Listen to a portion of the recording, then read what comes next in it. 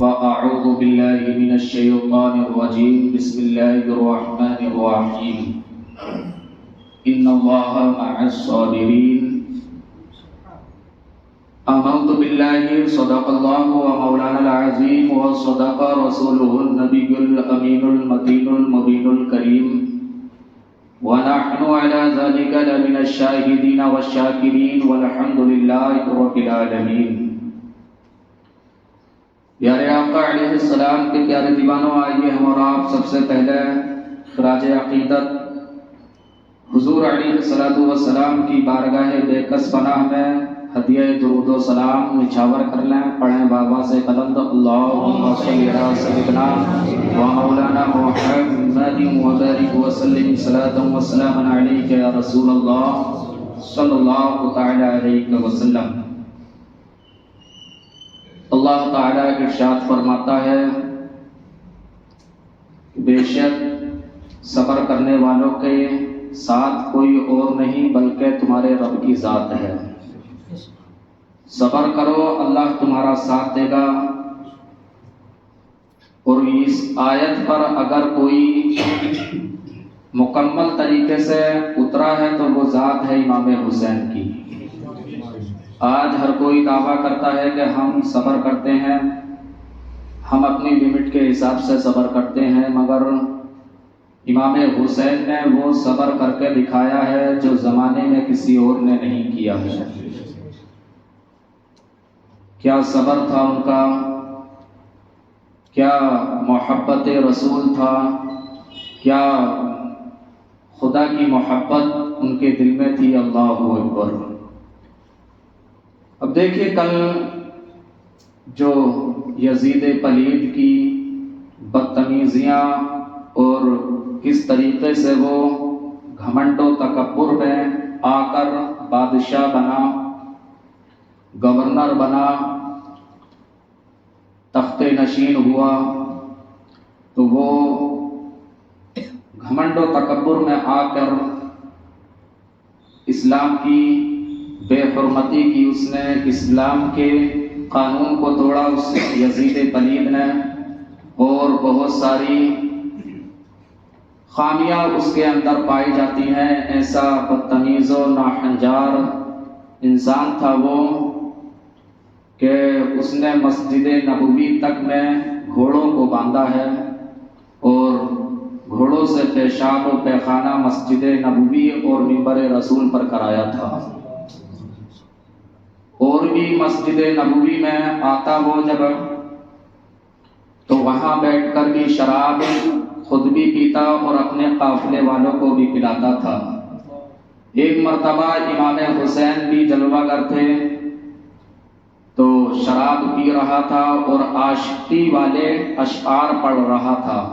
جیسے کوئی عاشق ہوتا ہے شراب کے نشے میں جھوم جھوم کر اشعار پڑھ رہا تھا امام حسین کی طرف۔ امام حسین نے پوچھا یہ کیا ہے؟ تو یزید پلید نے کہا کہ یہ پہچانتے نہیں ہو؟ کہ نہیں میں نہیں پہچانتا، کہ یہ شراب ہے جو ملک شام میں بنائی جاتی ہے، لو آپ بھی ہمارے ساتھ میں اس کو نوش فرماؤ۔ تو میرے امام حسین نے اس یزید کو للکار کر کہا کہ اے یزید، اس پاک جگہ کو تو ناپاک بنانے کی کوششیں کر رہا ہے، اللہ تعالی تجھ پر اپنا قہر و غضب نازل فرمائے گا، دنیا میں بھی اور آخرت میں تیرا کوئی حصہ نہیں ہوگا، کیونکہ تو نے مسجد نبوی کی بے حرمتی کی ہے، منبر رسول کی تو نے بے حرمتی کی ہے، اور بھی بہت ساری برائیوں کا جامع تھا یزید، یعنی بہت ساری برائیاں اس کے اندر تھیں۔ بہت ساری برائیاں امام حسین نے دیکھ لی تھیں اس کی، اور آپ عقل و دانشور تھے، عقل و شعور رکھنے والے تھے، تو پھر آپ نے ساری باتوں کو دیکھ لیا، تو پھر کون ہوگا جو ایسے انسان کی بادشاہی اور گورنری کو قبول کرے گا؟ آج اگر میں برائی کرنے لگ جاؤں، میں کھلم کھلا گناہ کروں، میں لوگوں کے سامنے طرح طرح کے گناہ کروں، تو آپ لوگ مجھے امام بنائیں گے؟ نہیں بنائیں گے۔ میں ایک امام ہوں، آپ لوگوں میں سے اگر کوئی گناہ کرے، ایک مثال دے رہا ہوں، ایگزامپل، آپ اپنے اوپر نہ لیں، آپ لوگوں میں سے کوئی گناہ کرے تو ہمارا جو گروپ ہے، ہماری جو سوسائٹی ہے اور ہماری جو جماعت ہے وہ آپ کو قبول نہیں کرے گی، کیونکہ آپ گناہ کو گناہ نہیں سمجھتے، اور اگر آپ اپنی طاقت کے عہدے پر، اپنی طاقت کے دم پر اگر آپ کے پاس کوئی عہدہ آ جائے، کوئی گاؤں کے کوئی لیڈر بن جائیں یا کوئی ایم ایل اے بن جائیں، کوئی P M O C M بن جائیں، کچھ بھی آپ بن جائیں، تو پھر بھی آپ کو جو اچھے لوگ رہیں گے وہ آپ کو قبول نہیں کریں گے، کیونکہ آپ کھلا کھلا گناہ کرتے ہیں۔ تو پھر وہ ذات تو امام حسین کی تھی، یزید کے گناہ بھی سب آپ نے دیکھے، اس کی بدتمیزیاں آپ نے دیکھی، قانون اسلام کو توڑنا آپ نے دیکھا، ساری برائیاں آپ نے دیکھی، تو پھر آپ کیسے اس ناپاک کے ہاتھ میں اپنا ہاتھ دے دیتے؟ کبھی نہیں ہو سکتا۔ جب ہم نہیں دے سکتے تو وہ تو بڑی شان کے مالک ہیں، ان کا تو ہاتھ بھی پاک ہے، ان کا تو نسب بھی پاک ہے، ان کا گھرانہ بھی پاک ہے، ان کا نانا بھی پاک ہے، اور جس گھر میں آپ نے پرورش پائی وہ خاندان پورا پاک ہے، تو پھر ناپاک کے ہاتھ میں کیسے ہاتھ دے دیتے؟ اب صرف ہاتھ دینا تھا اور عہد کرنا تھا، یعنی بیعت جو کہتے ہیں، عہد کرنے کو حلف کرنے کو کہتے ہیں، یعنی یزید جو جو قانون جاری کرتا ان کو فالو کرنا۔ تو امام حسین ایسے بدتمیز کے قانون کو فالو کر لیں گے؟ کبھی نہیں ہو سکتا، بلکہ اعلان کیا کہ یہ سر تو کٹ سکتا ہے مگر یزید کے ہاتھ میں ہاتھ نہیں دیا جائے گا، اعلان کر دیا۔ اب دیکھیے، جب یزید تخت نشین ہوا، تخت پر بیٹھا، ملک شام میں بیٹھا ہوا، اپنے جگہ جگہ اس نے گورنروں کو بنا دیا، کوئی مکہ کی سرداری نبھا رہا ہے، کوئی مدینے کی سرداری نبھا رہا ہے، کوئی کوفے میں ہے، کوئی بصرہ میں ہے، کوئی دمشق میں ہے، کوئی کہیں پر ہے، ہر جگہ اس کی حکومت کا بول بالا تھا اس دور میں۔ تو بہت سارے لوگ کہتے ہیں، ایک کنفیوژن میں دور کروں، بہت سارے کہتے ہیں کہ یزید نے تھوڑی قتل کیا تھا امام حسین کو۔ یزیدی ٹائپ کے جو لوگ رہتے ہیں نا، وہ یہ کہتے ہیں، بہت ساری کتابوں کا مطالعہ کرو تو کتابوں میں لکھا ہے کہ معاذ اللہ یزید کو رضی اللہ تعالیٰ عنہ بھی کہہ سکتے ہیں، اور بھی یزید کی تعریف میں انہوں نے بہت ساری باتیں کہی کہ یزید نے تھوڑی قتل کیا تھا۔ ارے یزید نے قتل نہیں کیا تھا مگر کرایا تو یزید نے تھا نا، حکومت کس کی تھی؟ اگر ہمارے اس گاؤں میں کوئی سردار ہے، کوئی بڑا آدمی ہے جس کی ہر جگہ چلتی ہو، ہر جگہ اس کی بات مانی جاتی ہو، اس کے دور خلافت میں، اس کے دور میں اگر ہمارے اس گاؤں میں کوئی غلطی ہوتی ہے تو بات کس پر آئے گی؟ سردار پر، کہ بھائی تو اس گاؤں کا سردار تھا، تیری موجودگی میں ایسا ہوا کیوں؟ تو یہ تو ایک دنیا کی مثال میں نے دی ہے، مگر اس کا تو پورا ارادہ، پورا فوکس امام حسین تھے، پورا فوکس، ساری نظریں اور سب کچھ امام حسین اور اہل بیت پر تھی اس کی۔ تو بہرحال اس نے جگہ جگہ خط لکھے اور جگہ جگہ اعلان کیا کہ اب امیر المومنین یزید ہے، اس کے ہاتھ پہ بیعت کی جائے۔ ہر جگہ اس نے خط لکھے، کوفہ میں خط لکھے تو کوفے والوں نے، کچھ نے خط پر عمل کیا اور بہت سارے یزیدی بن گئے، اور کچھ ابھی انتظار میں تھے کہ ہم اپنا ہاتھ امام حسین اہل بیت کے ہاتھ پر ہی ہم اپنا ہاتھ دیں گے، کیونکہ علی کے ماننے والے تھے، امام حسن کے کوفہ میں ماننے والے تھے، تو اب ان کی سوچ یہ تھی کہ امام حسین ہی کے ہاتھ پہ ہم بیعت کریں گے، یزید کے ہاتھ پر بیعت نہیں کریں گے۔ بہت سارے کوفی، بہت نہیں بلکہ زیادہ تر کوفی جو کوفے کے رہنے والے تھے تو وہ یزید کو پسند نہیں کرتے تھے، اور یزید کا بنائے ہوئے جو گورنر کوفے کے اندر تھے نعمان ابن بشیر، تو خیر نعمان ابن بشیر یہ تو صحابی رسول تھے اور نبی سے بڑا پیار کرتے تھے یہ، تو خیر اس کی خلافت میں یہ وہاں پر گورنر بن کے رہے تھے، تو ان کی گورنری میں، یزید کی گورنری میں یہ گورنر بنے ہوئے تھے، یعنی اس کی سرداری میں گورنر بنے ہوئے تھے، تو کوفے کے لوگ نعمان بن بشیر کو بھی اتنا پسند نہیں کرتے تھے، کیونکہ یہ یزید کی سرداری میں گورنری کر رہے ہیں، تو اس لیے ان کے پیچھے نہ جمعے کی نماز پڑھتے تھے نہ عید کی نماز پڑھتے تھے، بس ایک ہی مطالبہ کرتے تھے کہ اہل بیت سے امام حسین ابھی موجود ہیں، وہ آ جائیں، ہم انہی کے ہاتھ میں اپنا ہاتھ دیں گے، اور فلاں فلاں بات ہے آگے ہم سنتے رہیں گے۔ تو مکے کی سرزمین پر اس وقت جو گورنر تھے وہ ولید بن عقبہ تھے، ولید بن عتبہ بھی نام ہے اور عقبہ بھی نام ہے، بہرحال تو ولید بن عقبہ جو تھے، آپ کے پاس یزید نے خط لکھا کہ عبداللہ ابن زبیر، عبداللہ ابن عباس، عبداللہ ابن عمر جیسے مقدس صحابہ کرام کی یہ اولاد تھی، ان کے بیٹے تھے، اور بالخصوص کہا اس نے نوٹ، بالخصوص امام حسین سے کہیں وہ میری بیعت کریں۔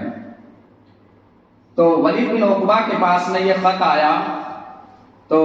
رات کا وقت تھا، ولید بن عقبہ نے امام حسین کو خبر کی، امام حسین عشاء کی نماز پڑھ کے مسجد نبوی میں جلوہ گر تھے۔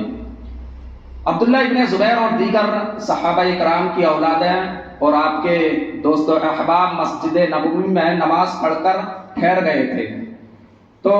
عشاء کے بعد کا وقت تھا، جیسے ہی خبر پہنچائی گئی امام حسین پر ولید بن عقبہ کی کہ آپ کو گورنر ہاؤس میں بلایا ہے، آپ لہٰذا ابھی گورنر ہاؤس آ جائیں، تو جو امام حسین کے پاس میں بیٹھے ہوئے لوگ تھے انہوں نے کہا کہ اتنی رات میں بھلا کیا بات ہو سکتی ہے، تو امام حسین بڑے سمجھدار تھے، آپ سمجھ گئے کہ امیر المؤمنین حضرت امیر معاویہ کا وصال ہو چکا ہے، اور اب یزید کا پیغام یہاں آیا ہے، مجھ سے بیعت کا اعلان کر رہا ہے، وہ سمجھ گئے وہ پہلے ہی۔ تو امام حسین تشریف لے جانے لگے، عبداللہ ابن عباس نے کہا کہ نہیں آپ ایسے نہیں جائیں گے، کیونکہ وہاں خطرہ ہو سکتا ہے، آپ کے ساتھ میں کچھ لوگوں کو، کچھ جوانوں کو آپ کے ساتھ بھیج دیا جائے، محمد بن حنفیہ آپ کے بھائی آپ کو ساتھ لے کر، آپ اور کچھ اور بھی آپ کے ساتھی تھے، افراد تھے جو گورنر ہاؤس مدینے میں پہنچ گئے۔ ولید بن عقبہ کے پاس جیسے ہی پہنچے تو ولید بن عقبہ نے مطالبہ کیا کہ آپ یزید کی بیعت کریں، تو میرے امام حسین نے کہا کہ میں یزید کی بیعت کسی حال میں بھی نہیں کروں گا۔ تو ولید بن عتبہ تو تھا یہ اہل بیت کی عزت جانتا تھا، اس نے زیادہ زور و زبردستی آپ پر نہیں کی، بلکہ کہا کہ ٹھیک ہے، مگر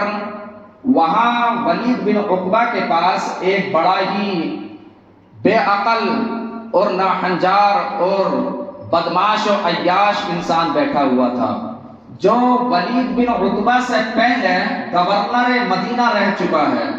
اس کا نام تھا مروان بن حکم، یہ آپ کے پاس بیٹھا ہوا تھا۔ اب امام حسین نے کہا کہ میں بیعت نہیں کروں گا، کیونکہ میں کوئی عام انسان نہیں ہوں، اگر بیعت کرانی ہے تو اعلان کیا جائے، مدینے والوں کو جمع کیا جائے، میں چھپ کر بیعت نہیں کرنے والا، کیونکہ اگر میں چھپ کر بیعت کر لوں تو پھر میرا بہانہ بنا کر تم پورے مدینے پہ قبضہ کرنا چاہتے ہو۔ میں امام حسین ہوں، میں علی کا شہزادہ ہوں، میں اس طریقے سے چھپ کر بیعت نہیں کروں گا۔ تو اتنی بات کہہ کر آپ باہر آنے لگے تو مروان، آقا نے فرمایا جب یہ پیدا ہوا تھا کہ گرگٹ کا بیٹا گرگٹ ہی ہوتا ہے، گرگٹ سمجھتے ہیں نا؟ ہاں، تو گرگٹ کا بیٹا گرگٹ ہی ہوتا ہے۔ یہ بڑا ناہنجار انسان تھا، بدماش و عیاش تھا۔ اس نے کہا ولید بن عتبہ سے کہ حسین کو یہاں سے جانے نہ دیا جائے بلکہ یہی قتل کر دیا جائے۔ جیسے ہی یہ بات مروان نے کہی، قسم خدا کی امام حسین کے دل میں اور ان کے جسم میں علی کا خون دوڑا اور اسے للکار کر کہا اس گورنر ہاؤس میں، اے مروان، تو مجھے قتل کرنا چاہتا ہے؟ اگر تیرے اندر ہمت و مجال ہے تو نکل گورنر ہاؤس سے باہر، میں ابھی بتاتا ہوں کہ کون کمزور ہے کون طاقتور ہے۔ اتنا کہہ کے گورنر ہاؤس سے آپ باہر تشریف لے آئے۔ پھر بھی صبح میں پھر ولید کا خط آیا کہ بیعت قبول کیجیے، یعنی 2-3 مرتبہ صبح پھر اس کا پیغام امام حسین تک آیا۔ جب ماحول زیادہ خراب ہونے لگا تو پھر میرے امام حسین نے فیصلہ کر لیا، کیونکہ سمجھ گئے کہ وہ وقت آ چکا ہے جس وقت کی بشارت میرے نانا مصطفیٰ مجھے سناتے تھے، وہ وقت آ چکا ہے جس کی خبریں مجھے میری ماں فاطمہ الزہرا اور علی مرتضیٰ نے مجھے سنائی تھی، آج وہ وقت آ گیا ہے۔ ان لوگوں کا غرور جوش پر ہے، یہ لوگ میرے خون کے پیاسے ہیں اور مجھے اپنے ناپاک ہاتھوں میں میرا پاک ہاتھ لینا چاہتے ہیں، مگر میں ایسا نہیں ہونے دوں گا، کیونکہ مدینے میں اگر میں رہوں گا تو مدینے میں خون خرابہ ہوگا، یہ نانا کا پاکیزہ شہر ہے، مجھے برداشت نہیں ہوگا، میں مدینے کی عظمتوں پر آنچ نہیں آنے دوں گا، میں مدینے کی حرمت کو پائمال نہیں کرنے دوں گا، میں مدینے کی حرمت کو پائمال نہیں کرنے دوں گا۔ اس کی عزت بہت ہے، اس کی عظمت بہت ہے، اس زمین پر میں کبھی بھی خون خرابہ کرنا پسند نہیں کروں گا، اس لیے ان ظالموں کا ظلم بڑھتا جا رہا ہے، میں ایسا کرتا ہوں کہ میں مدینے سے ہجرت کر جاتا ہوں، مدینے کو میں چھوڑ جاتا ہوں۔ رات کا وقت قریب آیا، اپنے گھر والوں کو جمع کیا میرے حسین نے، اور اپنی بہن حضرت زینب سے کہا، اے بہن، فلاں فلاں ظلم و ستم کے پہاڑ توڑے جا رہے ہیں، ادھر سے یزید دباؤ ڈال رہا ہے، ادھر سے یہ یزیدی چمچے مجھ پر ظلم کرنے کی کوششیں کر رہے ہیں، ان کا ارادہ ہے خون خرابہ کرنا، ان کا ارادہ ہے جھگڑا فساد کرنا، فسق و فجور بڑھانا، مگر میں اس پاکیزہ زمین کو کبھی خون سے رنگنا نہیں چاہتا۔ میں نے فیصلہ کیا ہے اے بہن زینب کہ مدینے سے ہجرت کر کے ہم کچھ دنوں کے لیے مکہ چلے جاتے ہیں، جب ماحول ٹھیک ہو جائے گا، حالات بہتر ہو جائیں گے تو انشاءاللہ واپس آ جائیں گے۔ یہ سوچ کر آپ نے فیصلہ کر دیا اور تمام گھر والوں کو جمع کر کے سب کو کہا کہ تیاریاں کی جائیں۔ تیاریاں کرنے لگے، سفر کی تیاریاں، مکے کو چھوڑنے کی تیاریاں۔ قسم خدا کی جب تیاریاں ہو رہی ہوں گی تو کسی کا دل خوش نہیں ہوگا، کسی کا دل خوش نہیں ہوگا، ہر کسی کا دل ویران ہو چکا تھا، ہر کسی کے دل سے آنسوؤں کے سیلاب جاری تھے، ہر کسی کسی کی آنکھوں میں آنسو تھے، کیونکہ یہ تیاری کوئی عام تیاری نہیں تھی، یہ تیاری کوئی اور تیاری عام تیاری نہیں تھی، یہ ان کی تیاریاں کوئی دنیا کی لذتیں حاصل کرنے کے لیے تیاریاں نہیں تھیں، بلکہ یہ تیاریاں نانا کے شہر کو چھوڑنے کی تیاریاں تھیں۔ یہ جو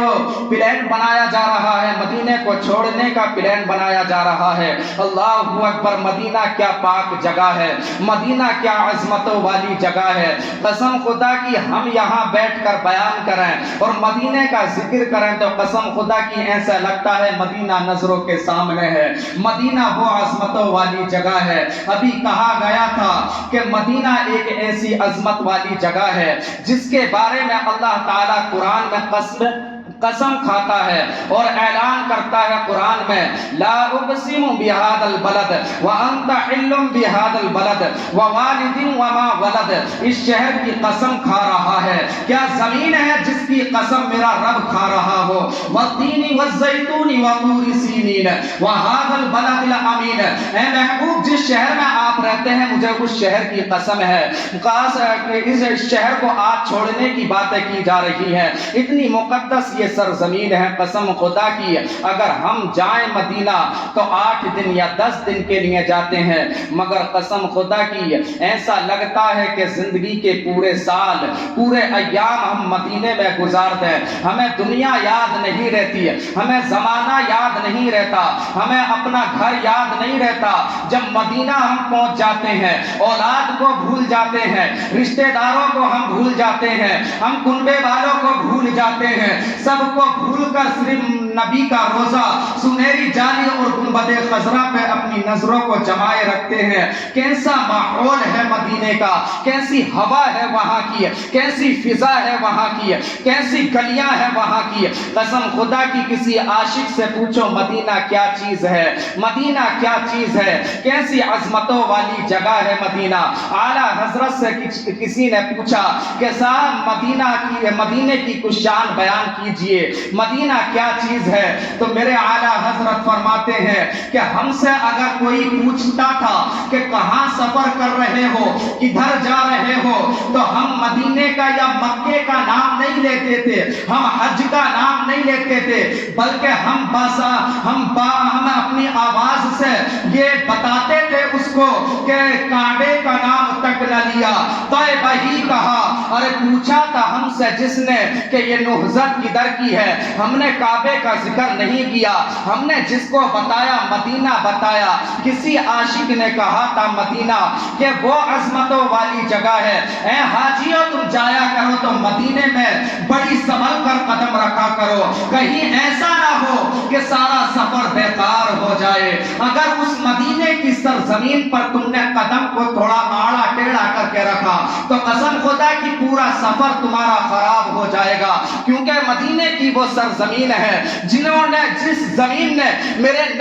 نبی کے طلبوں کا بوسہ لیا ہے، میرے نبی جس پر چلتے تھے وہ زمین ہے، وہ مقدس زمین ہے۔ اس زمین پر کبھی بھی تم بغیر اترا کر چلنے کی کوشش مت کرنا، اگر ایسا کرو گے تمہارا حج قبول نہیں ہوگا۔ اللہ اکبر۔ کسی عاشق نے کہا تھا مدینے کے بارے میں کہا تھا کہ دولت پسند ہے نہ خزانہ پسند ہے، دولت میں پسند نہیں کرتا، نہ خزانہ نہ مال و دولت میں پسند کرتا، بلکہ کیا پسند کرتا ہوں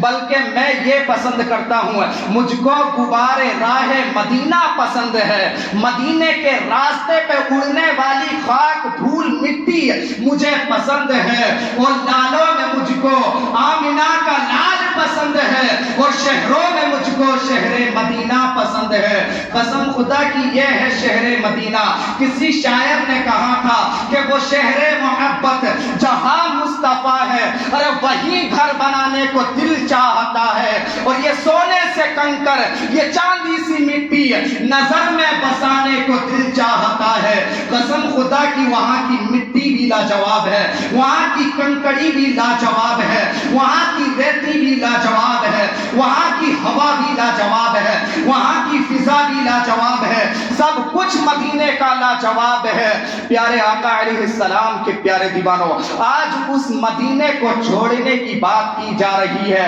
ارے اٹھ کے جاؤں بھلا کہاں مدینے سے، کوئی ہے دوسری جگہ جو مدینے جیسی ہے؟ کہاں اٹھ کے جاؤں مدینے سے؟ مدینے کو کیا آسان سمجھ رکھا ہے چھوڑنا؟ مدینے کو آسان سمجھ رہے ہو؟ ایک بچے کی محبت کی داستان بتاتا ہوں۔ ایک بچہ تھا جو یتیم تھا، وہ مدینے میں رہتا تھا، وہاں نہ کھانا اسے ملتا تھا نہ پانی اسے ملتا تھا۔ صبح بھی گنبد خضرا کو دیکھتا، دوپہر بھی گنبد خضرا کو دیکھتا، شام بھی گنبد خضرا کو دیکھتا۔ وہ بیان کرتا ہے میں جب صبح کو دیکھتا میرا ناشتہ ہو جاتا، جب دوپہر میں دیکھتا تو میرا کھانا ہو جاتا ہے، اور جب میں شام کو دیکھتا ہوں میرا پیٹ بھر جاتا ہے۔ میری بھوک بھی گنبد خضرا ہے، میری پیاس بھی گنبد خضرا ہے، سب کچھ گنبد خضرا ہے۔ ایک پڑوسی ملک کا ایک عالم وہاں پر مدینے میں گیا، پاکستان سے ایک عالم جاتا ہے، اپنی تحریر میں وہ تحریر اس واقعے کو کرتا ہے۔ عالم صاحب جب مدینہ گئے، اس بچے پر نظر پڑی مدینے کے گنبد خضرا کو دیکھنے والا، وہ بچہ جو صبح بھی شام بھی گنبد خضرا کو نبی کی سنہری جالیوں کو دیکھتا تھا، اس بچے پر جب عالم صاحب کی نظر پڑی تو اس بچے کے قریب گئے، اور قریب جانے کے بعد میں ایک ہوٹل میں اس کو لے کے گئے، لذیذ کھانا کھلایا، اتنا کھانا کھلایا کہ پیٹ بھر گیا اس کا۔ پھر آخری میں بات کہی ان عالم صاحب نے، اے بچہ تمہارا نام کیا ہے؟ نام بتایا۔ تمہارا نسب کیا ہے؟ نسب کہا کہ میں عالم صاحب میں سید ہوں، میں نبی کے خاندان سے ہوں۔ اللہ اکبر! عالم کی غیرت جاگ گئی، عالم کا دل گواہی دینے لگا یہ بچہ نبی کے خاندان سے ہے، اور اس کا نہ باپ ہے نہ ماں ہے، نہ کوئی سرپرست ہے، نہ دنیا میں نہ اس کا کوئی احباب ہے نہ دوست ہے، بلکہ یہ یہیں پر رہتا ہے۔ اس بچے سے عالم صاحب نے کہا اے بچہ تمہارا یہاں کون ہے؟ کہ کوئی بھی نہیں ہے، بس گنبد خضرا میرا سہارا ہے، یہی میری سب کچھ ہے، میری زندگی کی سانسیں اس گنبد خضرا سے اٹکی ہوئی ہیں، اس گنبد خضرا پہ رکی ہوئی ہیں۔ عالم صاحب نے کہا ہمارے ملک چلو، تمہیں عیش ملے گا، تمہیں سب کچھ ملے گا، تمہیں بلڈنگ دی جائے گی، تمہیں گھر دیا جائے گا، کیونکہ سیدوں کی ہمارے ملک میں بڑی تعظیم کی جاتی ہے، لوگ تمہاری واہ واہ کریں گے، تمہارے آگے پیچھے لوگ گھومیں گے، تمہاری عزت و تعظیم کریں گے۔ اے بچہ ہمارے ملک چل لو، ہمارے ملک چلو۔ تو بچہ رونے لگا اور کہنے لگا اے عالم صاحب آپ کے گاؤں میں سب کچھ ملے گا، عزت ملے گی، وقار ملے گا، اور تمام شہرت ملے گی، عیش و آرام ملے گا، مگر عالم صاحب یہ بتاؤ، ہاتھ کو پکڑا بچے نے اور گنبد خضرا کے سامنے لا کے کھڑا کر دیا عالم صاحب کو۔ اے عالم صاحب آپ کہہ رہے ہو سب کچھ ملے گا، اب یہ بتاؤ، گنبد خضرا کی طرف اشارہ کیا، کیا مدینے والے آقا کا گنبد پاکستان میں ملے گا؟ تمہارے گاؤں میں یہ سنہری جالیاں ملیں گی، اس میں جو آرام کر رہے ہیں ساری کائنات کے مالک و مختار، کیا تمہارے ملک میں تمہارے گاؤں میں وہ نبی ہمارا ملے گا؟ تو عالم صاحب نے کہا نہیں بیٹا وہ تو نہیں ملیں گے، بس ان کی تو تربت اگر دیکھی جائے تو مدینے میں ہے، مگر ہر سنی کے دل میں وہ ضرور رہتے ہیں۔ عالم صاحب سے بچے نے کہا سب کچھ تمہارے ملک میں مل سکتا ہے، مگر میں اس تمام چیزوں کو اپنے پاؤں کی ٹھوکر پہ رکھتا ہوں، اور نبی کے گنبد خضرا کو دیکھ دیکھ کر اپنی زندگی جیتا رہوں گا۔ کھانا ملے تو نہ ملے تو چلے گا، پانی نہ ملے تو چلے گا، چاہے دولت نہ ملے چلے گا، مگر گنبد خضرا مجھ سے چھوٹ گیا تو میری زندگی کی سانسیں ٹوٹ جائیں گی، میں جی نہیں سکتا۔ ایک بچے کی یہ داستان ہے۔ اب ہندوستان آ جاؤ، یہاں ایک بزرگ گزرے ہیں جن کا نام شاید ذہن میں نہیں آ رہا ہے، ان کا بچہ ایک مرتبہ مدینے کو جاتا ہے، اور مدینے میں جو کبوتر وہاں پرندے اڑتے ہیں، ایک کبوتر کو پکڑ کے اپنے یہاں لے کر آ جاتا ہے۔ ان بزرگ نے کہا اے میرے بچے تو نے غلط کیا ہے، تو نے اس کبوتر کو نہیں لانا تھا، مدینے سے اس کبوتر کو نہیں لانا تھا۔ 3 یا 4 دن کا عرصہ گزر گیا، وہ کبوتر جب سے مدینے سے آیا تھا اس نے کھانا پینا چھوڑ دیا، سب کچھ چھوڑ دیا۔ کسی نے آ کر اس بزرگ سے کہا کہ تمہارے گھر میں ایک کبوتر آیا ہے، اس کبوتر نے نہ کچھ کھایا ہے، اس کی طبیعت بھی خراب ہے، لگتا ہے چند سانسیں اور اس کی سلامت ہے۔ ان بزرگ نے اپنے بچے سے کہا ایسا کر، ابھی مدینہ جا اور مدینے میں اس کبوتر کو چھوڑ دے، کیونکہ یہ گنبد خضرا سے جدا ہو چکا ہے، گنبد خضرا سے آ چکا ہے، اس کی زندگی کی سانسیں اس گنبد خضرا پہ رکی ہوئی ہے،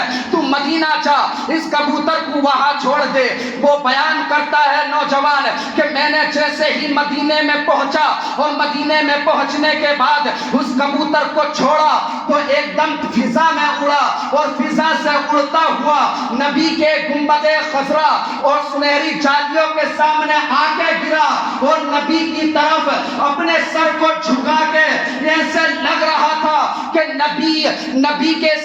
کو ایسا لگ رہا تھا کہ نبی کی بارگاہ میں خراج عقیدت پیش کر رہا ہے۔ کچھ ٹائم تک اس نے اسی طریقے سے اپنے سر کو جھکائے رکھا اور 2-3 منٹ کے بعد میں وہیں پر اس کبوتر کا انتقال ہو چکا تھا، کبوتر وہیں پر مر گیا تھا۔ گنبد خضرا سے ایسے رشتے ان جانوروں کے جڑے ہوئے ہیں، انسانوں کے جڑے ہوئے ہیں۔ اللہ اکبر، اس مدینے کو چھوڑنے کی آج بات آ چکی ہے، اس مدینے سے آج جدائی کا وقت آ چکا ہے۔ اندازہ لگاؤ اس مدینے کو چھوڑنا،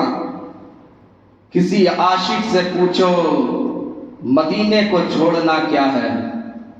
ایسا لگتا ہے کہ روح جسم سے نکل گئی ہو، روح جسم سے نکل گئی ہو۔ وہ مدینہ ہے، پاکیزہ جگہ، ہم جائیں 8-10 دن میں تو مدینے کے ہم عاشق بن جاتے ہیں، مدینہ چھوڑنا ہم سے گوارا نہیں ہوتا۔ جو مدینے کو گئے ہو، عمرے کو، حج کو گئے ہو، ان سے پوچھو کہ بھائی تم نے ہر جگہ کا سفر کیا، مگر یہ بتاؤ جب مدینہ گئے تھے تو تمہارا دل کیا بول رہا تھا، اور جب مدینے سے واپس آئے تو تمہارا دل کیا گواہی دے رہا تھا۔ تو عاشق کہے گا کہ مدینے کو دیکھنے کے لیے ہمارا دل بے قرار تھا، اور جب ہم مدینے کو چھوڑ کے آ رہے تھے، جب ہم آ رہے تھے تو جہاں تک ہماری نظریں کام کر رہی تھی گنبد خضرا ہمیں دیکھ رہا تھا، ہم کسی کو نہیں دیکھ رہے تھے بلکہ اپنی نظر گنبد خضرا پہ لگائے ہوئے تھے، اور ہم اپنے آپ کو اس طریقے سے محسوس کر رہے تھے جس طریقے سے ہم بس میں دور جا رہے تھے گنبد خضرا سے، ویسے ہمارے جسم سے ہماری روح نکل رہی ہو، ہمارا دل ایسا ہو گیا تھا جیسے کہ کیا ہماری بہت قیمتی چیز ہم سے چھوٹ رہی ہے۔ قسم خدا کی یہ عاشقوں کا کہنا ہے، یہ عاشقوں کا کہنا ہے کہ مدینے سے جدائی کوئی عام چیز نہیں ہے، سب کچھ انسان چھوڑ سکتا ہے مگر مدینے سے آنا گوارا نہیں کرتا۔ وہ تو مجبوری ہے جو مدینے سے آنا پڑتا ہے، مگر مدینے کو چھوڑنا کون چاہتا ہے؟ اب دیکھیے اس انسان کو مدینہ چھوڑنے پہ مجبور کیا جا رہا ہے جو مدینے میں پیدا ہوا، جو مدینے میں گھومتا تھا، مدینے کی گلیوں میں جو گھومتا تھا، ان مدینے کی گلیوں میں نانا مصطفیٰ کے کاندھوں پر بیٹھ کر سیر کرتا تھا، یعنی نبی کے کاندھوں پر آپ سوار ہوتے تھے اور نبی آپ کو مدینے میں گھماتے تھے۔ اس مدینے کو چھوڑنے کی بات کی جا رہی ہے۔ اللہ اکبر، پورے قافلے والوں کو اور پورے گھر والوں کو جمع کیا، اور جمع کرنے کے بعد میں کہا امام حسین نے کہ آج مدینے سے ہجرت کر جائیں گے، ہم مکہ چلے جائیں گے۔ اللہ اکبر، سب کی تیاریاں ہو چکی تھی، سب نے اپنی پیکنگ کر لی، سب تیار ہو چکے ہیں، مگر جب رات کا پہر آیا حضرت زینب اور دیگر آپ کے خاندان والے، آپ کے گھر والوں سے امام حسین نے کہا کہ آج کی آخری رات ہے، آج نانا مصطفیٰ سے دل کی تمام باتیں کر لی جائیں، آخری رات ہے، نہ جانے پھر کبھی مدینہ ہمیں دیکھنے ملے یا نہ ملے۔ اللہ اکبر، یہ چھوٹا فیصلہ نہیں تھا، بہت بڑا فیصلہ تھا۔ تمام لوگ اپنے نانا کی دربار پر پہنچے، مزار اقدس پر پہنچے۔ اللہ اکبر، ایسا لگ رہا تھا کہ مدینے میں آج نہ جانے کیا مدینے میں ہو چکا ہے۔ مدینے والے کہتے ہیں کہ جب یہ قافلہ اپنے گھر سے گنبد خضرا کی طرف جا رہا تھا تو ایسا لگ رہا تھا مدینے کی خوشیاں ان کے پیچھے جا رہی ہوں، ایسا لگ رہا تھا کہ ہوا فضا مدینے کی ان کے پیچھے جا رہی ہو، ساری اچھائیاں مدینے کی ان کے پیچھے جا رہی ہوں، سب کچھ سمٹ کر مدینہ ان کے پیچھے جا رہا ہو۔ یہ بیان کرتے ہیں مدینے والے۔ جیسے ہی گنبد خضرا پر پہنچے سب نے سلام عرض کیا اور امام حسین نے سب نے اپنے اپنی دل کی فریاد سنائی نبی کو، اور امام حسین فریاد کرتے ہیں اے نانا جو وعدہ میں نے تم سے کیا تھا میں آج اس وعدے کو نبھانے کے لیے جا رہا ہوں۔ اے نانا میں وہی آپ کا نواسا ہوں مجھے آپ نے اپنے کاندھوں پہ سوار کر کے مجھے مدینے میں گھمایا تھا، میں وہی نواسا ہوں آپ کا۔ آج میں مدینے کو چھوڑ جا رہا ہوں، مدینہ چھوڑنا گوارا تو نہیں ہے مگر مدینہ آج چھوڑ جا رہا ہوں۔ کسی عاشق نے کہا تھا چھوڑنا تیرا در گوارا نہیں، کیونکہ ساری دنیا میں ایسا نظارہ نہیں ہے، یوں تو سب ہے جنت میں مدینہ نہیں مگر جنت بھی مدینے میں موجود ہے۔ دیکھیے اس در کو آج چھوڑا جا رہا ہے۔ قسم خدا کی امام حسین رو رو کے بیان کرتے ہیں اے نانا میں وہی نواسا ہوں جو آپ کے کاندھوں پر سوار ہوتا تھا، آپ میری سواری تھی اور میں آپ کے کاندھوں پر سوار تھا۔ ہماری وہ سواری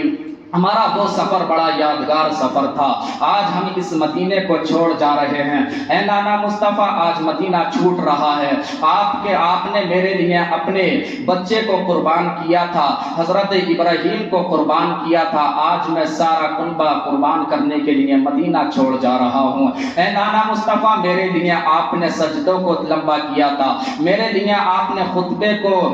روک دیا تھا، آپ خطبہ پڑھتے پڑھتے رک گئے تھے۔ اے نانا مصطفیٰ کبھی آپ نے مجھے بیزار نہیں کیا، میری پریشانی کو آپ نے کبھی بھی پریشانی میں نہیں ڈالنا چاہا، بلکہ ہر وقت آپ نے رہنمائی فرمائی ہے اے نانا۔ مگر آج میں اس مدینے کو چھوڑ جا رہا ہوں، چھوڑنے کو جی تو نہیں کر رہا ہے مگر ظالموں کا ظلم بڑھ چکا ہے، اس مدینے کی حرمت کو میں پائمال نہیں ہونے دوں گا۔ یزیدی اپنا ظلم بڑھا رہا ہے، اس مدینے پہ میں خون خرابہ نہیں کرنا چاہتا، اس لیے میں نے نانا فیصلہ کر لیا ہے میں اس مدینے کو چھوڑ جاؤں گا۔ قسم خدا کی یہ جدائی کی باتیں وہ ہی رہی تھی، اتنے میں ہی کیا دیکھتے ہیں حضرت زینب کو ایک ایسا ایسی بے ہوش ہوئی کہ آپ کا سر وہاں زمین پر لگا، ایسے ہی ایک کے بعد دیگر وہاں کے خاندان اہل بیت اپنی فریادوں کو سنا کر رو رو کے ایک برا حال کر لیا تھا۔ قسم خدا کی مدینے کو چھوڑنا آسان نہیں تھا، مدینے کو چھوڑنا ان لوگوں کے لیے بڑا مشکل تھا جو پلے ہو مدینے میں، جنہوں نے پرورش پائی ہو مدینے میں، نبی کے شانہ بشانہ جو چلتے رہے ہوں، جو فاطمہ الزہرا کے لال ہوں، ان کے گھر والے ہوں، آج انہیں مدینہ چھوڑنے پہ مجبور کیا جا رہا ہے۔ کیا دل ان کا گواہی دیتا ہوگا؟ قسم خدا کی ان کے دل کی داستان کوئی عاشق بیان نہیں کر سکتا، ان کے دل کا حال کوئی عاشق بیان نہیں کر سکتا، کیونکہ یہ ماجرا ہی کچھ ایسا تھا، یہ واقعہ ہی کچھ ایسا تھا۔ اللہ اکبر، ایک کو ایک بے ہوش ہو رہی ہے، کبھی کوئی بے ہوش ہو کے گر رہا ہے، کبھی کوئی بے ہوش ہو کے گر رہا ہے۔ مدینے کو چھوڑنا گوارا نہیں کر رہے، نانا کے مزار کو چھوڑنا گوارا نہیں کر رہے۔ اللہ اکبر، جب آخری سلام کیا میرے حسین نے کہا نانا میرا آخری سلام لے لو، میرا آخری سلام ہے، آج کے بعد قسمت کیا معلوم مدینہ اب واپس دکھائے یا نہ دکھائے، قدرت کو کیا گوارا ہے، اب تمہارا در مجھے دیکھنے ملے یا نہ ملے دنیا میں، مدینہ میں چھوڑ کر جا رہا رہا ہوں نانا میرا آخری سلام لے لو. اللہ اکبر. آخری سلام کیا امام حسین نے. پورا قافلہ جنت البقیع کی طرف پہنچا اور جنت البقیع میں جو آپ کی والدہ محترمہ فاطمہ الزہرا کی قبر انور تھی وہاں پہ جا کے پہنچے اور وہاں سلام عرض کرتے ہیں. امام حسین عرض کرتے ہیں اے میری امی جان فاطمہ آپ نے میری پرورش بڑی اچھی پرورش کی ہے. آپ نے قرآن پڑھ پڑھ کے مجھے دودھ پلایا ہے. آپ نے قرآن پڑھ پڑھ کے مجھے میری پرورش کی ہے. مجھے سلایا ہے تو نبی کی نعت پڑھ کے سلایا ہے اور جب جگایا ہے نیند سے ہوشیار کیا ہے تو نبی پہ درود و سلام پڑھتے پڑھتے تو نے ہوشیار کیا ہے.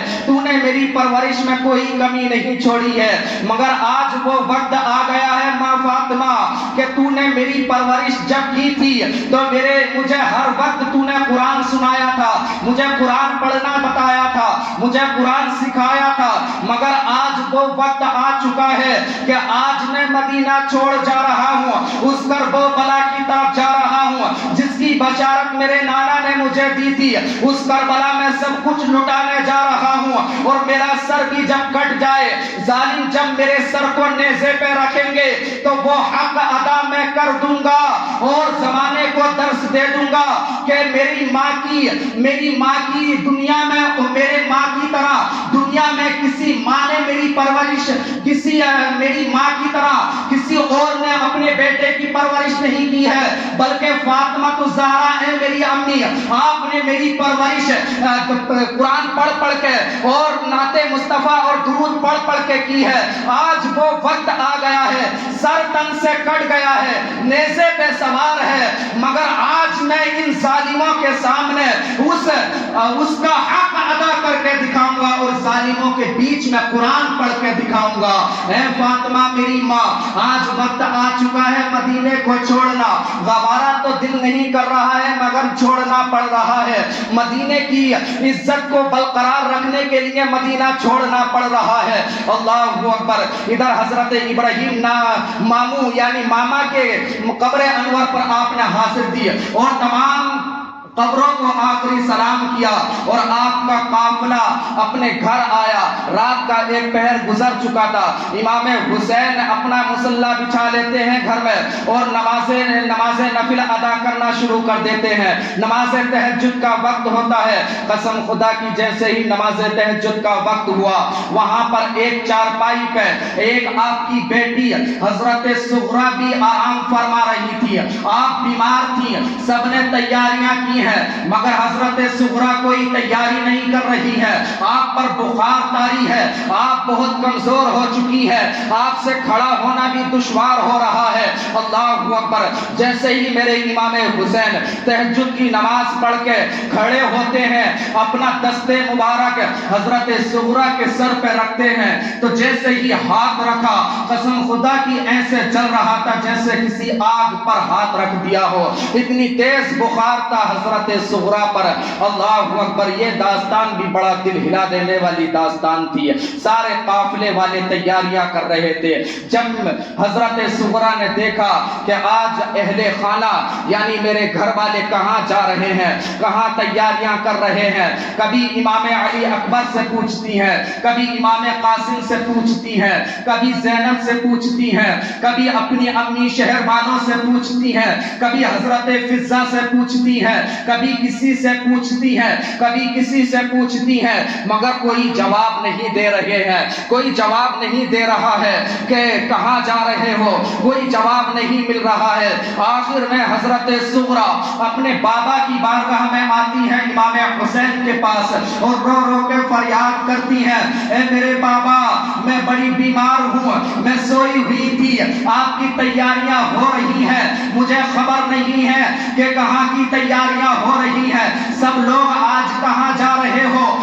ذرا مجھے بھی کچھ خبر دے دیجئے, کیا مجھے بھی آپ کے ساتھ چلنا ہے کیا نہیں چلنا ہے. میرے امام حسین نے کہا اے بیٹی حضرت صغرا آپ کو نہیں جانا ہے, ہم جتنے لوگ تیاریاں کر رہے ہیں بس ہم ہی کو جانا ہے, آپ کو قافلے کے ساتھ نہیں جانا ہے. اتنا جب سنا حضرت صغرا کا دل پھٹ گیا اور قسم خدا کی صبر کی زنجیریں ٹوٹ گئی ہیں اور رونے لگی، بے قرار ہو گئی ہیں، اپنے سر کو بابا کے قدموں پہ رکھا، اے میرے بابا میری کیا خطا ہے، میری کیا غلطی ہے، سب لوگ جا رہے ہیں مگر مجھے کیوں نہیں لے جایا جا رہا ہے، مجھے ساتھ میں کیوں نہیں لے جایا جا رہا ہے؟ امام حسین نے کوئی جواب نہیں دیا، رو رو کے برا حال کر لیا، اتنی رو رہی ہے صغرا، اتنی رو رہی ہے، آپ کی حالت خراب ہو چکی تھی۔ اللہ اکبر، امام حسین بھی رونے لگے، ادھر امام علی اکبر بھی رونے لگے، امام قاسم بھی رو رہے ہیں،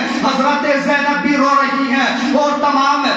گھر کے لوگ رونے لگے۔ قسم خدا کی حضرت صغرا کا رونا اس تاریخ میں سب سے خطرناک رونا ثابت ہوتا ہے، دل کو پھاڑ دینے والا رونا تھا، کوئی آسان رونا نہیں تھا کہ کس جگہ پہ یہ لوگ جا رہے ہیں، نہ بتایا جا رہا ہے، واپس کب آئیں گے یہ بھی خبر نہیں ہے، کہاں جا رہے ہیں یہ بھی خبر نہیں ہے، سب کنبہ روٹھ جا رہا ہے، سب جدا ہو رہے ہیں، اکیلی صغرا رہنے والی ہے، بیمار ہے، تقریباً آپ کی عمر 7 یا 12 سال کی بتائی جاتی ہے، اتنی چھوٹی ابھی بچی تھی آپ، مگر دیکھیے سارا قافلہ جدا ہو رہا ہے۔ حضرت امام علی اصغر کو آپ نے گود میں اٹھا لیا، بہن بھائی سے بڑا پیار کرتی ہے، حضرت صغرا حضرت امام علی اصغر سے بڑا پیار کرتی تھی، قسم خدا کی اصغر کو دل سے لگاتی ہے، کبھی سینے سے لگاتی ہے، کبھی ان کو چومتی ہے، پیشانی کو چومتی ہے، کبھی رخسار کو چومتی ہے، بڑا پیار کرتی تھی، صبح بھی اصغر کو دیکھ کر اٹھتی تھی، رات کو جب سوتی تو اصغر کو دیکھتے ہوئے اٹھتی تھی۔ اے لوگوں یاد رکھو، بہنیں اپنے بھائیوں سے بہت پیار کرتی ہیں، کبھی بہنوں کا دل مت دکھایا کرو، اے بھائیوں کبھی بہنوں کو بیزار مت کیا کرو، کبھی بہنوں کی دل کو ناراض مت کیا کرو، ان کی عزت کیا کرو، ان کی قدر کیا کرو، بہنیں اللہ کی نعمت ہے، بہنیں اللہ کی نعمت ہے، قسم خدا کی اے ماں باپ میں تم سے بھی کہنا چاہتا ہوں اپنی بیٹیوں کی عزت کیا کرو، اگر بیٹیاں پیدا ہوا کریں تو کبھی انہیں حقیر مت سمجھا کرو، کیونکہ اللہ کا فرمان ہے، میرا رب فرماتا ہے کہ جب بیٹی کسی کے گھر میں پیدا ہوتی ہے تو میں ایک دروازہ نہیں بلکہ 70 رزق کے دروازے اس کے گھر کی طرف کھول دیتا ہوں، جس گھر میں بیٹی پیدا ہوتی ہے۔ اللہ اکبر، یہ عظمت ہے بیٹیوں کی، اور بیٹی اپنے باپ سے بڑا پیار کرتی ہے، بھائیوں کا وہ پیار نہیں دیتا، لڑکے باپ سے وہ پیار نہیں کرتے، ماں سے لڑکے وہ پیار نہیں کرتے، شادی ہوتی ہے الگ ہو جاتے ہیں، مگر قسم خدا کی ان بیٹیوں کی ایسا رشتہ ماں باپ سے بھائی بہن سے جڑا رہتا ہے، چاہے شادی ہو چاہے کہیں بھی ہو، اپنی محبت کو کبھی نہیں بھولتی ہے۔ اللہ اکبر، علی اصغر کو گود میں لیا، حضرت صغرا نے گود میں لیا، چومنے لگی، رونے لگی اور کہنے لگی کہ سب چلے جاؤ مگر میرے اصغر کو میرے پاس چھوڑ جاؤ، میں جب کسی کی یاد آئے گی تو میں کسے دیکھوں گی، کس سے پیار کروں گی، کس سے باتیں کروں گی، تو اس لیے اصغر کو میرے پاس چھوڑ جاؤ۔ امام حسین نے شہربانوں سے اشارہ کیا کہ صغرا کی گود سے اصغر کو لیا جائے، حضرت شہربانوں وہاں گئی اور ہاتھوں کا اشارہ کیا، حضرت امام علی اصغر اپنی امی کی گود میں آ جاتے ہیں، حضرت صغرا اور بے قرار ہو گئی ہے اور پریشان ہو گئی ہے کہ ایک ہی امید تھی کہ اصغر میرے پاس رہ جائے، وہ تو ابھی بچہ ہے، ابھی بول نہیں سکتا، وہ میرے پاس رہ جاتا، مگر قدرت کا کچھ الگ ہی کرشمہ تھا، قدرت کچھ الگ ہی چاہ رہی تھی، اللہ کی کچھ الگ ہی مرضی تھی، چھوٹا بچہ بھی ادھر آ گیا، حضرت صغرا اکیلی ہے، حضرت صغرا جب اکیلی ہو گئی ہے، پورا قافلہ دروازے پر پہنچا، حضرت صغرا رونے لگی ہے، بے قرار ہو گئی ہے، روتے روتے پیچھے کو گر گئی ہے، جیسے ہی پیچھے کو گری ہے پورے قافلے والے باغر سے اندر آئے اور حضرت صغرا کے منہ پر پانی ڈالا، ہاتھوں کو پھرانے لگے، اتنے میں ہوش آیا، اور جب ہوش آیا تو سب نے سر پہ ہاتھ رکھا اور آخری سلام حضرت صغرا کو کہا اور کہا اے صغرا اگر تمہاری طبیعت ٹھیک ہو جائے گی کچھ دنوں کے بعد میں علی اکبر کو بھیج دوں گا، تمہارا بھائی آ کے ہم جہاں جا رہے ہیں وہاں پر آپ کو بلا لیا جائے گا. مگر وہ نہیں جانتے تھے, وہ نہیں جانتی تھی کہ وہ وقت آئے گا کیا نہیں آئے گا, وہ علی اکبر آئے گا کیا نہیں آئے گا. حضرت سغرا کو ایک صبر کی تسلی دی تاکہ صبر آ جائے. اور آخری پیغام میرے حسین نے سغرا سے کہا, اے بیٹی تو ایک صابر کی بیٹی ہے, صبر کرنے والے کی بیٹی ہے, اور اس زمانے کو صبر کر کے دکھانا, تو صابرہ بن کے دکھانا, کبھی بے پردگی مت کرنا. جب بے پردگی مت کرنا, ہمیشہ گھر میں رہنا. نبی کی بیوی جو حضرت ام سلمہ تھی, آپ کو امام حسین نے کہا کہ آپ ان کا حضرت سغرا کا خیال رکھیں. دونوں ایک گھر میں رہنے لگے, حضرت سغرا اور ام سلمہ رہنے لگے. اب یہ قافلہ خرامہ خرامہ مدینے سے نکل رہا ہے. اللہ اکبر. مکے کی سرزمین پہ جانے کا ارادہ انہوں نے بنا لیا کہ مکے کو جایا جائے. جیسے ہی مدینے کو چھوڑنا تھا, مدینہ گنبد خضرا کو دیکھ رہے ہیں امام حسین, مڑ مڑ کے قافلے والے گنبد خضرا کو دیکھ رہے تھے. قسم خدا کی ایسے لگ رہا تھا روح جسم سے سب کی نکل رہی ہو. دیکھیے قافلے میں کتنے لوگ گئے تھے, یہ بیان کروں. مدینے سے جو قافلے میں لوگ گئے تھے نبی کے خاندان والے, وہ شاید 20 سے 25 کی تعداد بتائی جاتی ہے. آپ کے گھر سے آپ کی بیوی شہر بانو, آپ کے 3 بیٹے, 2 بیٹے, امام علی اکبر 3 ہیں, امام علی اکبر امام اوسط زین العابدین, آپ بھی بیمار تھے. چھوٹے بچے امام علی اصغر, اور حضرت سکینہ چھوٹی بچی, یہ بھی 7 یا 9 سال کی بچی تھی. تو یہ اور بھی روایتوں میں بیان کیا جاتا الگ الگ, مگر بہرحال جو مشہور ہے وہ یہی نام ہے. یہ قافلے میں گئے, اور ادھر آپ کے بھائی یعنی امام حسن کے بیٹے امام قاسم یہ تھے, اور آپ کی امی تھی جو امام حسن کی بیوہ تھی, یہ بھی ساتھ میں تھی. اور آپ کے امام حسین کے چاچا کے لڑکے تھے مسلم بن عقیل, اور آپ کے 2 شہزادے, اور آپ کی گھر والی, آپ کی ان بچوں کی امی, اور بھی کچھ افراد تھے. حضرت زینب, آپ کے 2 بچے امن و محمد. یہ تمام قافلے والے کل ملا کے مدینے سے جو قافلہ یہ بن کر چلا تھا مکے کی طرف, 20 سے 25 لوگ بتائے جاتے ہیں یہ قافلے میں تھے. سب لوگ مدینے سے جدا ہو رہے تھے, مکے کی سرزمین پر یہ پہنچے. یعنی ان کا قافلہ مدینے سے جو نکلا تھا وہ بتایا جاتا ہے, 2 روایتیں ملتی ہیں, رجب کی 4 تاریخ کو نکلا تھا یا پھر شعبان میں نکلا تھا. مگر دیکھیے اب کوئی سا بھی مہینہ ہو, بہرحال رمضان سے پہلے ان کا قافلہ مدینے سے رخصت ہوا تھا. اور مدینے سے جب رخصت ہوا تو 9-10 دن کے اندر یہ آپ مکہ شریف پہنچ گئے تھے. جب مکے میں آپ پہنچے تو بڑی اچھی طریقے سے استقبال کیا. آپ کے دور میں یعنی جب آپ وہاں پہنچے تھے اس دور میں مکے کا جو گورنر تھا وہ گورنر تھا, 2 باتیں بتائی جاتی ہیں, یا تو عبداللہ ابن زبیر تھے یا پھر سعید بن عاص تھے. ان دونوں میں سے ایک وہاں گورنر تھا, اور دونوں نبی سے پیار کرنے والے تھے, اہل بیت کے وفادار تھے, صحابہ کے بیٹے تھے دونوں. اب دیکھیے انہوں نے بڑی اچھی طریقے سے استقبال کیا, بڑی اچھی طریقے سے ان کا خیر مقدم کیا, اور کچھ دن تک وہاں پر روکا. رمضان کا مہینہ گزرا, رمضان ہونے کے بعد میں شوال کا مہینہ گزرا. جیسے ہی شوال کے آخری میں خط آنے لگے, انشاءاللہ مکے تک یہ قافلہ پہنچا, اور مکے کی تاریخ انشاءاللہ کل بیان کی جائے گی. مکے سے اب کوفے کو کس طریقے سے سفر ہوا اور کب سے شروع کیا, ان لوگوں نے کتنے لوگ اس میں مکے سے جڑے اور کتنے ٹوٹل کے لوگ ہوئے, اور پہلے کون گیا, یہ ساری باتیں انشاءاللہ مکے سے سفر کل ہوگا, کیونکہ ٹائم کی بھی قلت ہے. آج بس بولتے ہی گئے. یعنی ایک مدینے سے جدائی بڑی انمول جدائی ہے قسم خدا کی. ایسا لگتا ہے مدینے کو, اگر مدینے کا ذکر کیا جائے تو انسان کو ٹائم کا پتہ نہیں رہتا, کچھ بھی پتہ نہیں رہتا. تو ایک دھڑا ہم بولتے ہی گئے, کیونکہ مدینے کا عشق ہی ایسا تھا. تو بہرحال یہ قافلہ بتانا یہ ہے, قافلہ مدینے سے رخصت ہو گیا اور مکے کی سرزمین پہ پہنچ گیا. اب کل انشاءاللہ مکے سے آگے کا سفر آپ کو بتایا جائے گا, تو آپ حضرات کل بھی ضرور تشریف لائیں گے نا انشاءاللہ, سب لوگ لانا. اللہ تبارک و تعالیٰ سے دعا ہے مولا ہم نے جتنا یا ذکر کیا سب کو اپنی بارگاہ میں قبول عطا فرما. مالک مولا اسی طریقے سے امام حسین کی سچی تاریخ ہمیں بیان کرنا اور سب سامعین کو سننے کی توفیق عطا فرما. میرے بولنے میں یا سامعین کے سننے میں اگر کوئی غلطی ہوئی ہو مالک مولا تو اس کے لیے علی الاعلان توبہ کرتا ہوں. استغفر اللہ من کل ذنب واتوب الیہ. ایک مرتبہ بلند آواز سے کلمہ طیب پڑھا لا الہ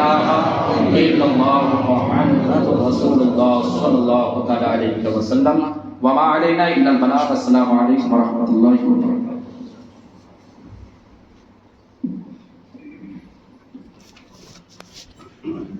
میرے